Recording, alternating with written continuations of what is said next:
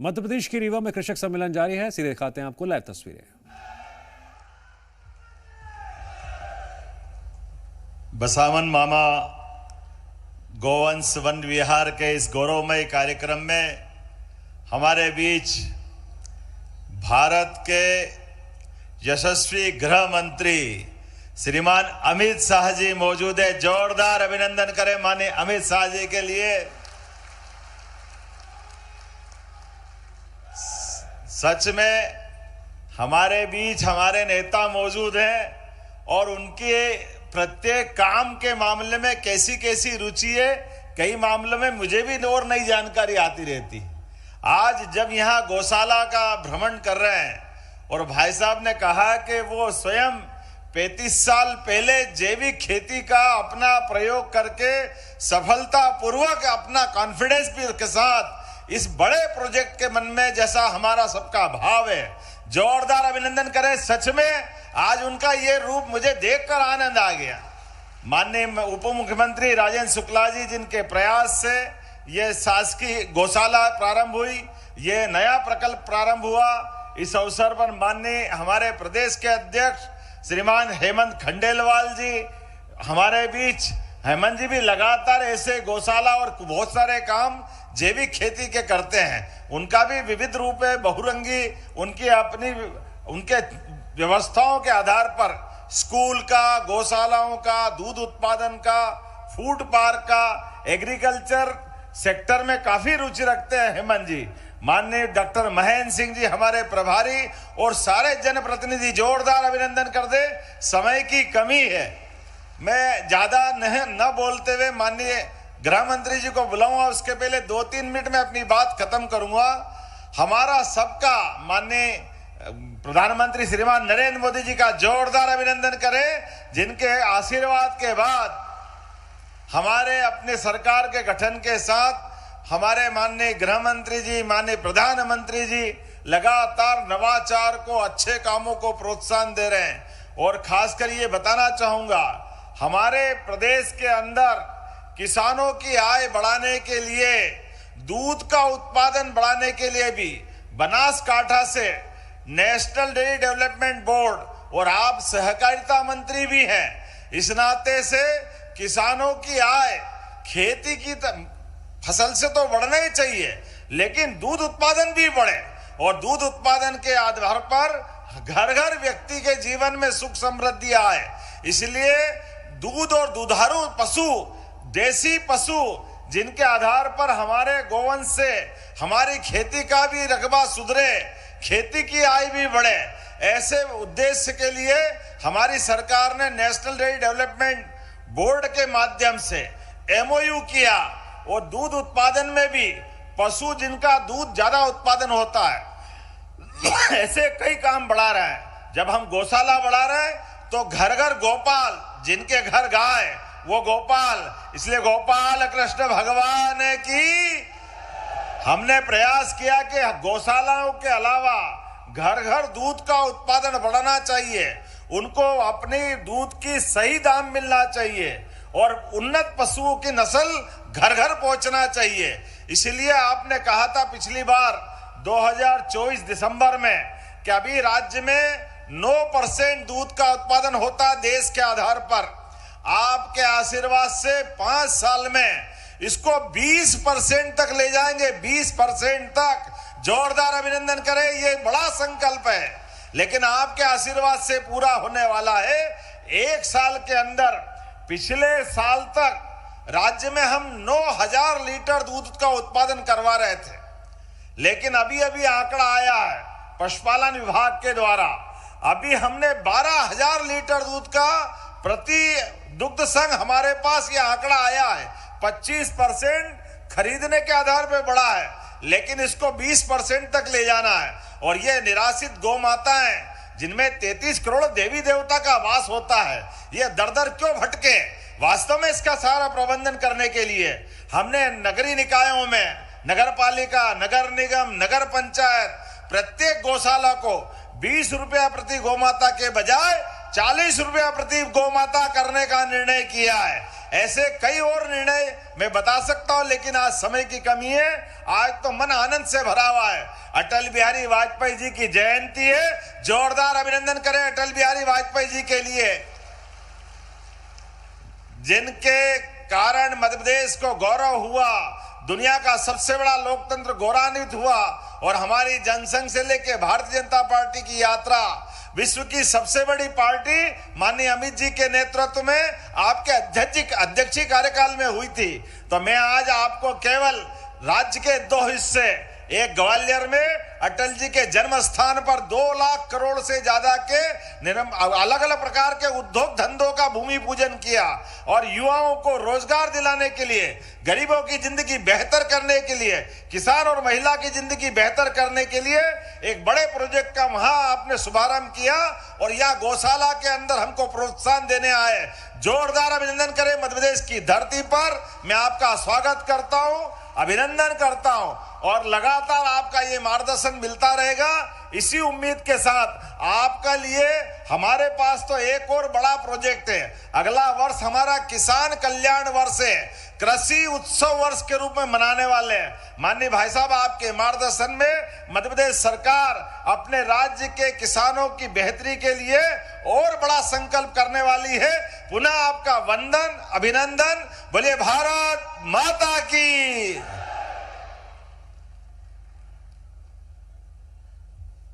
धन्यवाद।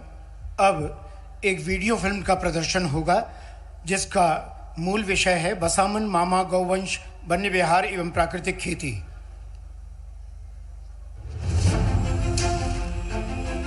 आगावो अगमना उत भद्रम अक्रम सीदंतु गोष्ठे रण्यत्व में।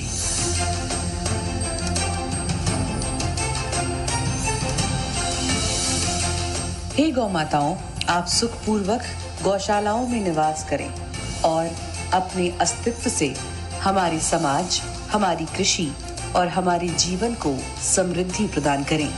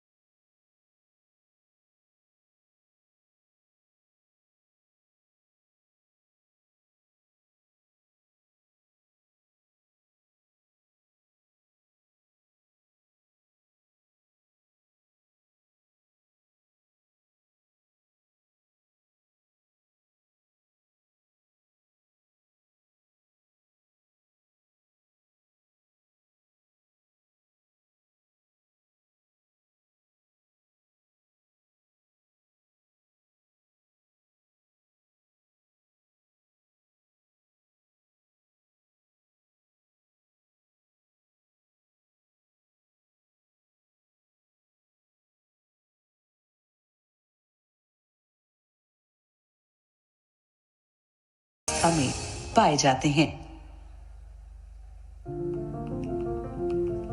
इन्हीं चुनौतियों को स्वीकार करते हुए मध्य प्रदेश के जिला रीवा के ग्राम पुरवा में भगवान बसामन मामा की पुण्य भूमि पर बसामन मामा गौवंश वन्य विहार की स्थापना की गई। ये परियोजना माननीय प्रधानमंत्री श्री नरेंद्र मोदी जी की गौवंश संरक्षण और प्राकृतिक खेती की अवधारणा पर आधारित है। नेचुरल फार्मिंग भारत का अपना स्वदेशी विचार है।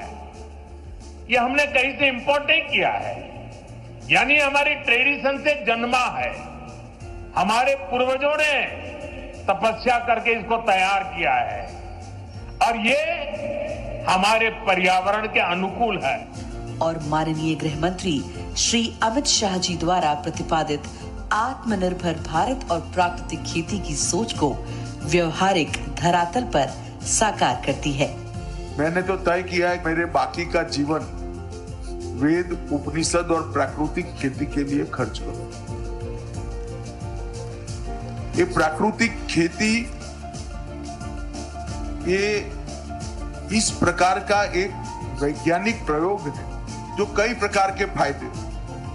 माननीय मुख्यमंत्री डॉक्टर मोहन यादव जी के नेतृत्व में मध्य प्रदेश शासन की स्पष्ट गौ संवर्धन नीति दृढ़ प्रशासनिक इच्छा शक्ति, हमने एक योजना बनाई कि एक 5000 से बड़ी गौशालाएं जो चलाएंगे उनके लिए भी प्रति गौमाता 40 रुपया और 125 एकड़ जमीन तक भी हम निःशुल्क देंगे, ताकि बड़ी गौशाला भी बहुत आराम से चले और गौशालाओं के माध्यम से दूध उत्पादन भी करो, गोमूत्र भी, और गोमूत्र के बहुत सारे अर्क से लेकर बहुत सारी चीजें बनती है। और माननीय उप मुख्यमंत्री श्री राजेंद्र शुक्ला जी के अटूट संकल्प एवं जन भागीदारी के माध्यम से आज ये गौवंश वन्य विहार साकार रूप में हमारे सामने खड़ा है। बसामन मामा गौवंश वन विहार इस समस्या को ध्यान में रख के बनाई गई। सड़कों में बैठी हुई गौमाताएं दुर्घटना का शिकार होती हैं। ये परिस्थितियां बहुत ही चिंताजनक थी। ये एक बड़ी समस्या थी। ये वेद, पुराण, उपनिषद हर जगह गौ माता के महिमा का बखान किया गया है। कोई भी संत और महात्मा जब अपना प्रवचन करते हैं तो गौ माता की महिमा का बखान करते हैं।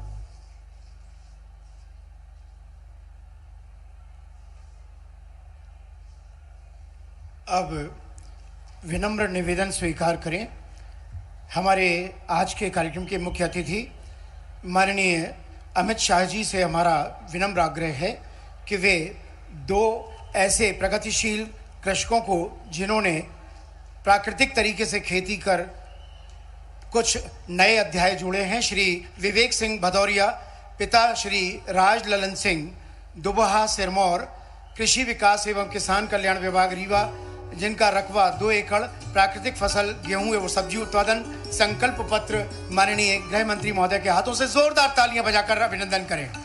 और अब श्री भूपेंद्र सिंह, ग्राम खारा, धनवरिया, प्राकृतिक खेती में आपने महत्वपूर्ण योगदान देने का संकल्प लिया है।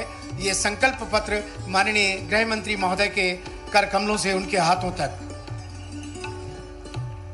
धन्यवाद। और अब वो समय आ गया है जब हम अपने उस व्यक्तित्व को सुनने के लिए तैयार हो जाएं। जोरदार तालियों के साथ अभिनंदन करें आदरणीय श्री अमित शाह जी का।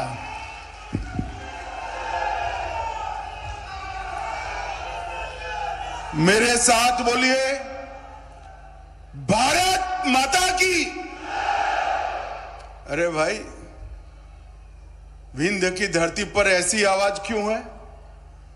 दोनों हाथ उठाकर प्राकृतिक खेती और गौ संवर्धन के हमारे संकल्प को दृढ़ीभूत कर प्रचंड आवाज से बोलना है।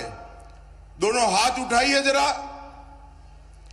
संकल्प की मुट्ठी भींचिए और प्रचंड आवाज से बोलिए, भारत माता की। मंच पर उपस्थित मध्य प्रदेश शासन के मुख्यमंत्री श्रीमान मोहन यादव जी, यहीं के जनप्रतिनिधि और उप मुख्यमंत्री मध्य प्रदेश शासन श्री राजेंद्र शुक्ल जी, हमारे प्रदेश अध्यक्ष महोदय श्रीमान हेमंत खंडेलवाल जी, मेरे मित्र और पंचायत ग्रामीण विकास मंत्री मध्य प्रदेश श्री प्रहलाद पटेल जी, श्री एदल सिंह कंसाना जी, कृषि विकास मंत्री मध्य प्रदेश श्री लखन पटेल जी, पशुपालन और डेयरी मंत्री मध्य प्रदेश, यहां के लोकप्रिय सांसद जनार्दन मिश्र जी, उपस्थित सभी विधायकगण और हमारे भाजपा के प्रदेश संगठन के प्रभारी श्रीमान महेंद्र सिंह जी, और आज यहां पर आए हुए प्यारे भाइयों, बहनों, माताओं, आप सभी को मेरा प्रणाम, राम राम। सबसे पहले आज भारत रत्न श्रीमान अटल बिहारी वाजपेयी जी की जन्म जयंती है। ये रीवा क्षेत्र अटल जी के बहुत प्रिय क्षेत्रों में से रीवा क्षेत्र हुआ करता था और मुझे बताया कि जब वो प्रधानमंत्री बने तब इनके जो वाहन चालक थे वो यही के वीर बहादुर सिंह जी थे। तब अटल जी वघेली बोली में ही वीर बहादुर सिंह के साथ बात करते थे। और मित्रों, अटल जी ने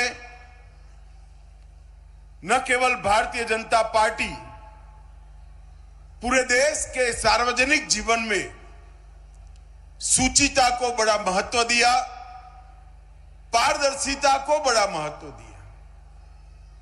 और अटल जी अपने जीवन के कार्यकाल के अपने कर्मों के कारण एक ऐसे नेता की श्रेणी में आ गए जिन्होंने जो बोला वो कर दिखाया। बहुत कम लोग ऐसे हैं जिनका वक्तव्य और जीवन दोनों एक समान होते हैं। सम्माननीय अटल जी उसी श्रेणी के राजनेता रहे।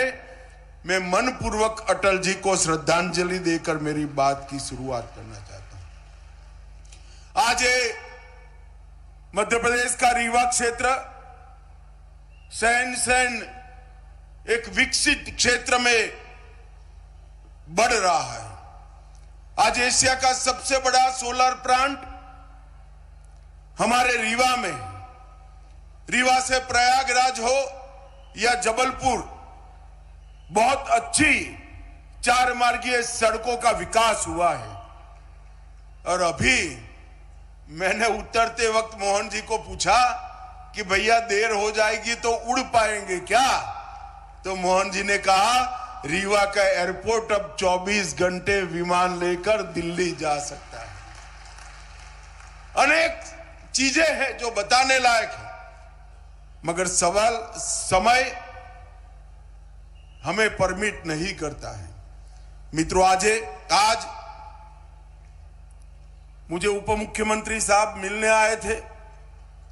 उन्होंने कहा था हमारे रीवा में बसामन मामा गौवंश विहार बन रहा है, एक देखने जैसा प्रकल्प है।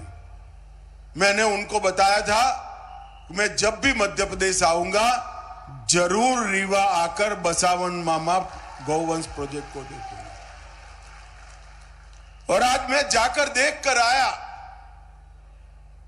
एक बहुत अच्छा निदर्शन प्रयोग जो कई सारे किसान का काम करने वाले, गौ पालन का काम करने वाले हमारे अच्छे किसान हैं, उनको आगे मार्गदर्शन कर सकता है। ऐसा एक बहुत अच्छा प्रकल्प यहां बनाया गया है। यहां गौशाला भी है और गौशाला के साथ साथ गाय के गोबर से निर्मित प्राकृतिक खेती की पूरी श्रृंखला और 5 स्तरीय खेती, जो सब्जी भी उगाती है, बेले भी देती है, पपीते जैसे मध्यम कद के फल भी देती है, बीच में चने और छोटे क्रॉप भी होते हैं, दलहन भी होती है और ऊपर फलदार वृक्ष भी होते हैं। 1 एकड़ के अंदर 1.25 लाख रुपए से ज्यादा इनकम देने वाला ये प्रयोग निश्चित रूप से छोटे किसानों के लिए बड़ा आशीर्वाद रूप होने वाला है। इसका आधा भी अगर रीवा के प्रगतिशील किसान अपने खेत में कर ले और एक का देखकर दूसरे, दूसरे से देखकर तीसरे, तीसरे से देखकर चौथे किसान तक ये ट्रांसफॉर्म हो जाए, तो रीवा की कृषि आय 2.5 गुना बढ़ने की क्षमता रखती है। ये बहुत अच्छा प्रकल्प है।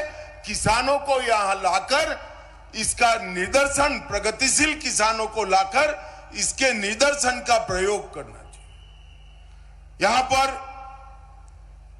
प्राकृतिक खेती करने वाले 2 किसानों का सम्मान किया गया। मित्रों, प्राकृतिक खेती एक ऐसा हमारा परंपरागत प्रयोग है जिसको हम भूल गए। एक ही देसी गाय से 21 एकड़ खेत में खाद के और पेस्टिसाइड्स के उपयोग के बगैर प्राकृतिक खेती होती है। किसान को जगत का तात कहते हैं, क्योंकि किसान की मेहनत से जो अनाज उत्पन्न होता है वो पूरी दुनिया का, देश का पेट भरने का काम करता है। मगर आप मुझे बताइए भाई, हमें अधिकार है कि वो ही अनाज को जहर से भरकर हम लोगों को खिलाएं। ढेर सारे रोगों के मूल में जाते हैं, चाहे बीपी हो, चाहे डायबिटीज हो, चाहे थायराइड हो। अनेक प्रकार की बीमारियां अनाज में मिश्रित एक केमिकल फर्टिलाइजर से होती है। अब किसान कहेगा मेरी आय का क्या होगा?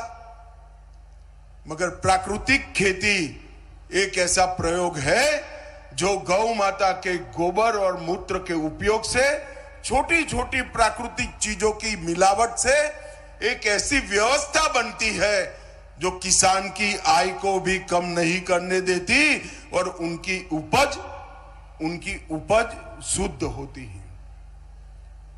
किसान की आय बढ़ेगी, पानी का बचाव होगा और कई प्रकार के रोगों से अनाज खाने वाले लोगों की मुक्ति होगी। और ये एक्सपेरिमेंट अब छोटा मोटा नहीं है। देश के 40 लाख किसान प्राकृतिक खेती को अपना चुके हैं और ये सिद्ध हो चुका है। मैंने मेरे खुद के खेत में इसका एक्सपेरिमेंट किया है। इससे उत्पादन कम नहीं होता है, उत्पादन बढ़ता है। और मित्रों, जब प्राकृतिक खेती बढ़ने लगी तो विश्वास का संकट आया कि प्राकृतिक खेती का सर्टिफिकेशन कौन सा? ये प्राकृतिक अनाज, ऑर्गेनिक अनाज, इसका सर्टिफिकेशन कौन करेगा? नरेंद्र मोदी जी ने सहकारिता मंत्रालय के माध्यम से 2 बड़ी कोऑपरेटिव इसका काम कर रही है, जो प्राकृतिक खेती की उपज का सर्टिफिकेशन लेबोरेटरी में, विश्व के सबसे आधुनिक लेबोरेटरी में इसका परीक्षण, इसका पैकेजिंग, इसका मार्केटिंग और इसका एक्सपोर्ट करने की व्यवस्था की है। और आने वाले दिनों में देश भर में 400 से ज्यादा प्रयोगशालाएं किसान को सर्टिफिकेट देगी कि इसका खेत भी प्राकृतिक है और इसकी उपज भी प्राकृतिक है, जो किसान की आय को लगभग 1.5 गुना बढ़ाएगी। दुनिया भर में बहुत बड़ा बाजार है प्राकृतिक खेती का। पूरी दुनिया मान चुकी है कि ऑर्गेनिक अनाज खाने से, ऑर्गेनिक खाना खाने से स्वास्थ्य अच्छा रहता है। और दुनिया के बाजार में हमारे किसान का ऑर्गेनिक प्रोडक्ट अच्छे से पहुंच पाए, इसके लिए सर्टिफिकेशन चाहिए, साइंटिफिक टेस्टिंग चाहिए, पैकेजिंग आकर्षक चाहिए और मार्केटिंग की व्यवस्था चाहिए। तो भूमि परीक्षण से सर्टिफिकेशन देना, उपज का लेबोरेटरी में टेस्ट कर सत्यापन करना और आकर्षक पैकेजिंग और मार्केटिंग और एक्सपोर्ट के माध्यम से किसान की आय बढ़ाने के लिए हम आगे बढ़ रहे हैं। ऐसे छोटे छोटे लाखों निदर्शन फार्म इस मुहिम को आगे बढ़ाते हैं। हम जिस धरती को अपनी मां कहते हैं, इसको सीमेंट कंक्रीट जैसा बना देना कोई बेटे बेटी को शोभा नहीं देता। इसके प्राकृतिक तत्व को, इसके प्राकृतिक गुण को हमें संभाल कर रखना चाहिए। आज यहां पर 2 एक्सपेरिमेंट हुए हैं, निदर्शन फार्म भी बने हैं। मैं आशा करता हूं कि निदर्शन फार्म रीवा क्षेत्र के हजारों लाखों किसानों के लिए आने वाले दिन में मार्गदर्शन भी करेंगे, पथ प्रदर्शक भी बनेंगे। मित्रों, आज इन निदर्शन फार्म का नाम बसावन मामा के नाम से रखा है, जिन्होंने प्रकृति के लिए अपने प्राण दिए, पीपल के वृक्ष को बचाने के लिए पूरा जीवन खर्च किया। मैं आज हम सभी को जो मंच पर बैठे हैं और सामने बैठे हैं, क्या हम तय कर सकते हैं कि हमारे गांव में यहां से जाकर अगली बारिश की मौसम में कम से कम 5 पीपल के वृक्ष बोकर बसावन मामा को हम श्रद्धांजलि देंगे? क्या पीपल के वृक्ष से प्रकृति की अनेक प्रकार से सेवा होती है। बोने वाले से 4 गुना आयुष्य वो वृक्ष का होता है। एक रूप से आपके जाने के बाद भी वो पीपल का वृक्ष आपको जिंदा रखेगा। और सबसे ज्यादा ऑक्सीजन का उत्सर्जन करने वाला कोई वृक्ष है तो ये पीपल का वृक्ष होते हैं। और ये पुण्य कार्य भी है। भगवान श्री कृष्ण ने गीता में गाया है कि वृक्षों में मैं पीपल हूं, तो स्वयं विष्णु का वास जिसमें है वो पीपल का वृक्ष होता है। इसको कोई काटता भी नहीं है। इसलिए बोल दीजिए, अपने सर से बड़ा कर दीजिए, वो 200-300 साल तक धरती मां की, लोगों की और प्रकृति की सेवा करता रहेगा। हम सब आज बसावन मामा को श्रद्धांजलि देने के लिए 5 पीपल के वृक्ष बोकर अपने सर से बड़ा करने का संकल्प कर जाए। और ये जो निदर्शन फार्म बना है वो गौ सेवा करने वालों के लिए, पशुपालकों के लिए और प्रकृति की सेवा कर प्राकृतिक खेती की ओर जाकर समृद्ध बनने वाले किसानों के लिए पथ प्रदर्शक बनता रहे, यही मेरी अभ्यर्थना है। भारत माता की जय। वंदे मातरम।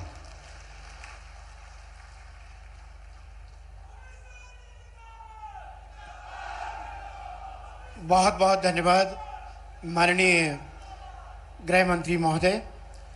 कार्यक्रम में हम हमारे समस्त अतिथि अब यहाँ से प्रस्थान करेंगे। उसके पूर्व हम उनके प्रति कृतज्ञ भाव ज्ञापित करते हैं कि उन्होंने अपना बहुत बहुमूल्य समय हमारे बीच देकर हम सभी को कृतार्थ किया। धन्यवाद। जय हिंद।